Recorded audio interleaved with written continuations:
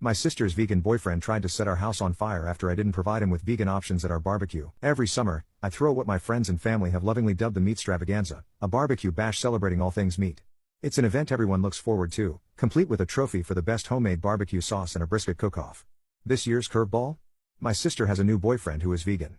When she asked if he could come, I was totally fine with it, more the merrier. But then she dropped that she expected me to provide vegan options for him. I'm all for inclusivity, but this is a day dedicated to meat. I suggested, half-jokingly, that he could maybe just eat the garnishes, lettuce, tomatoes, onions, off the burgers, not thinking it would be a big deal.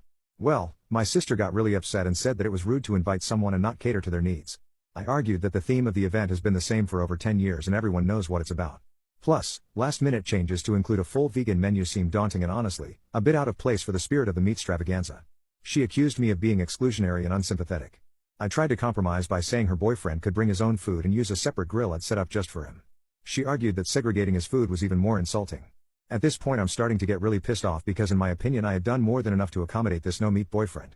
You'd think that any normal person would accept this and not continue to try and ruin the family tradition, right?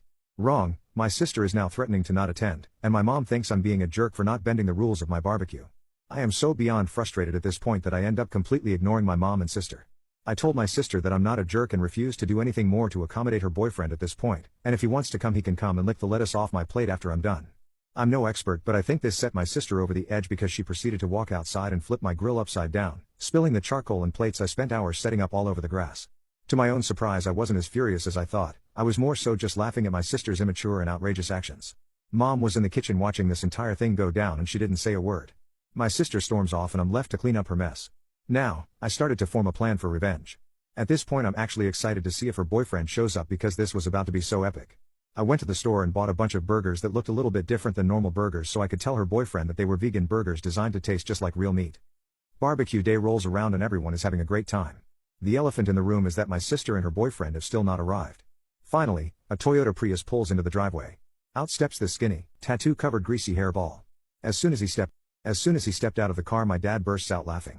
All I can think about is how I'm about to serve this kid the first meat of his life and how funny it's gonna be. An hour or so goes by and it's time for food. I had my fake vegan burgers already prepared on a separate platter and delivered them oh so kindly to my sister's boyfriend. Everyone was enjoying their food and chatting it up when out of nowhere this kid turns around and throws up all over the back of his chair. Everyone is kind of in that awkward state of shock while I'm sitting there thinking that it's obviously the meat that I just fed him. There's no way anyone will find out that it was my food, maybe this kid just had the stomach bug or something. Right as I'm thinking all this through in my head, I look up to see everyone at the table staring at me and I can feel the presence of someone standing behind me. Oh boy, here we go, this can only be one person.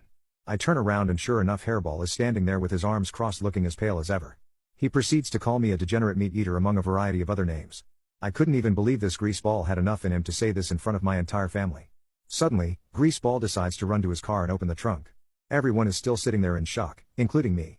Sure enough this kid pulls out a jerry can and runs over to the bushes behind our garage and starts pouring gas everywhere. My dad gets up and full-on sprints over to Grease and tackles him harder than I've ever seen someone tackle another human. The entire barbecue erupts in chaos and my sister is crying while my dad has Greasy's neck pinned to the dirt. The cops finally show up and take him away after my dad showed them the security footage. I think my sister followed them to the jail because she was not to be seen the rest of the day. Grease ended up getting charged with attempted arson and had to do 6 months and community service. Funny enough my sister won the barbecue sauce competition before all this happened but was disqualified by popular vote and the $500 prize ended up going to second place which was me. I bet she really wanted that to provide some bail money to Greaseball.